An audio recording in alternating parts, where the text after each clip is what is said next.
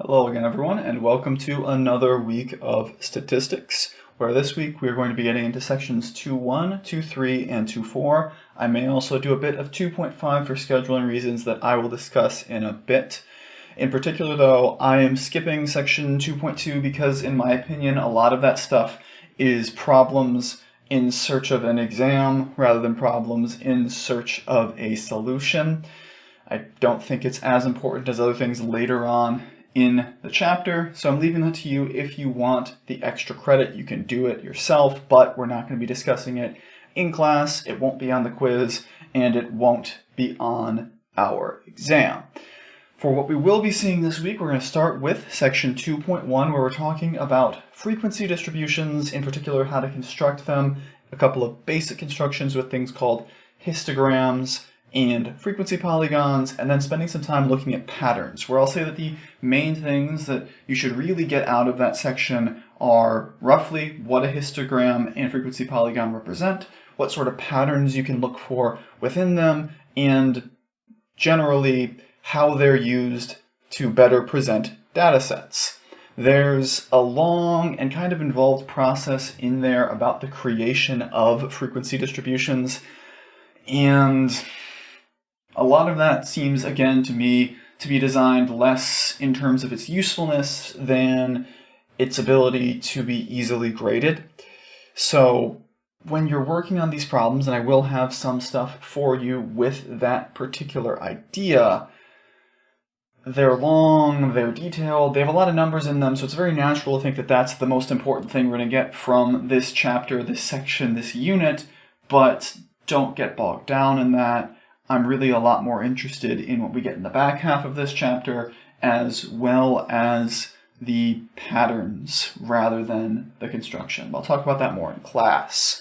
The bigger stuff we're getting this week is in 2.3 and 2.4, where in 2.3 we're talking about things called measures of central tendency. It's a very intense naming convention, but really what we're looking at there are averages. So we've got our big types of averages. We're going to look at the mean, the median, and the mode. We might get some hints of other things, but those are our big three, and we'll talk about how they look in terms of distributions as well, where I'd say that even though we're giving them equal weight to some extent, the big one that you really want to get comfortable with is the mean, because it's the one we're going to be coming back to the most. Ironic, but also doing with the mode, but whatever. And then in 2.4, we're looking at measures of variation, where for these, the big ones that we have are the range, the variance, and really in particular, the big one is the standard deviation. And then from that, we also get stuff with coefficients of variation, so what am I blanking on? The name here, we've got Chebyshev's theorem, but I can't remember the name of the other big one for dealing with normal distributions in particular. It's annoying when you're missing a word, but I'm sure you'll see it in just a second anyway. The other thing we may do is get a little bit of 2.5 on Friday, because our schedule is a bit tight, where we'll talk about things with measures of position. And the reason why our schedule is a bit tight is, well, for one, this week we have our second worksheet, pretty standard stuff. Hopefully by now you've got a sense of what that looks like and how the dates and all those things come together for it.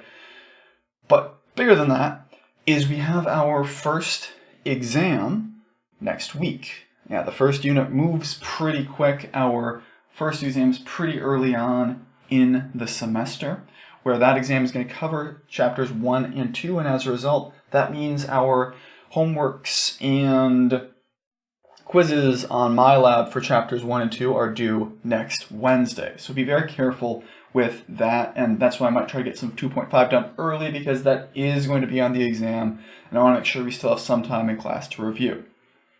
And then on top of that, we have our pre-assessment, where that one is due on Wednesday because of Labor Day. I want to make sure you have time to actually do that.